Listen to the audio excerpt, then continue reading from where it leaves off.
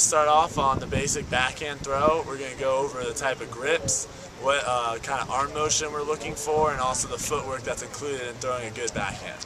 Dealing with a backhand grip, what you want to do is you want to start off with your left hand holding the disc, and you want to really push your palm into the disc. Some people like to grip it with their fingertips and not really have their hand on it. You really want your palm pushed up against the disc. Okay? The first thing we're going to learn is the thumb. There's a nice little ring on most discs here. Your thumb really wants to be resting on that ring. Okay? Some people have their thumb up here. Some people move their thumb down here.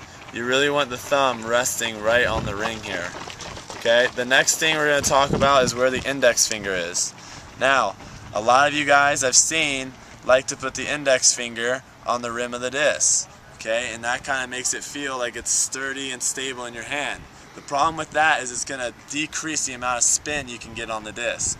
You really want to slide that index finger under the rim in here somewhere, okay? Now, also, if you can see, my middle finger is pushed towards the middle of the disc, okay? I don't want all my fingers tightened in here like this, and I don't want them all spread out. I want my index finger on the rim, I want my middle finger pushing towards the middle of the disc, and my pinky and ring finger are tied against the rim. So before we go and show you the full arm motion of a backhand, we're going to break it down to the very basics of wrist motion. Okay? The very simple wrist motion is really key to being able to throw a great backhand.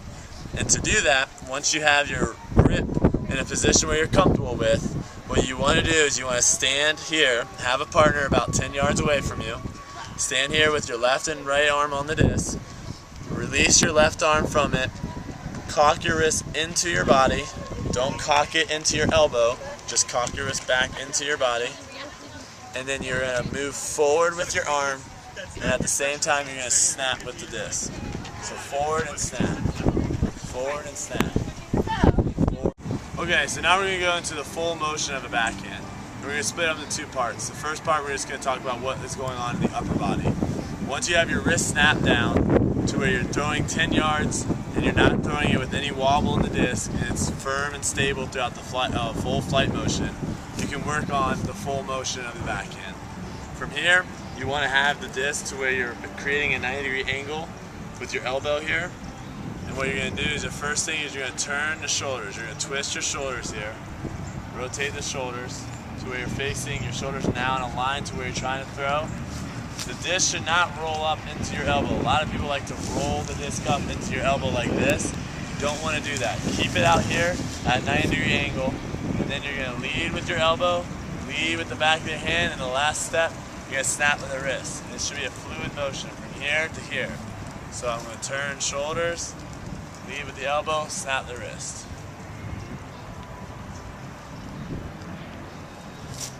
Okay, so for the second part, we're going to talk about the lower body.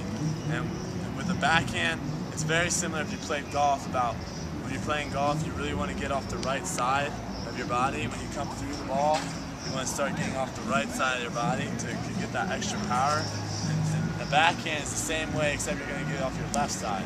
So when you step out here, you really want to get your hips and your legs off the left side of your body. You don't want to throw a backhand and stand here like this. You really want to get off. Your toes should be coming off not off the ground, but your toes should be coming up to here. You're really twisting your body to where you're finishing with your stomach basically facing your target.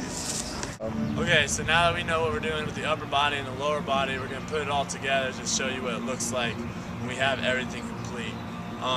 So we're going to start again. Always start facing your target. Okay, don't get in the habit, you want to get in the habit of actually having to come over and pivot as you throw the backhand. So, upper body, turn the shoulders, lower body, turn the hips, and then we're all releasing all together in the one fluid motion. The backhand should be very, very fluid. Okay, so here, we turn it over, come through, release. Do another one. Release. There's a lot of wrist snap at the very end to make sure that the disc is going to fly through the air.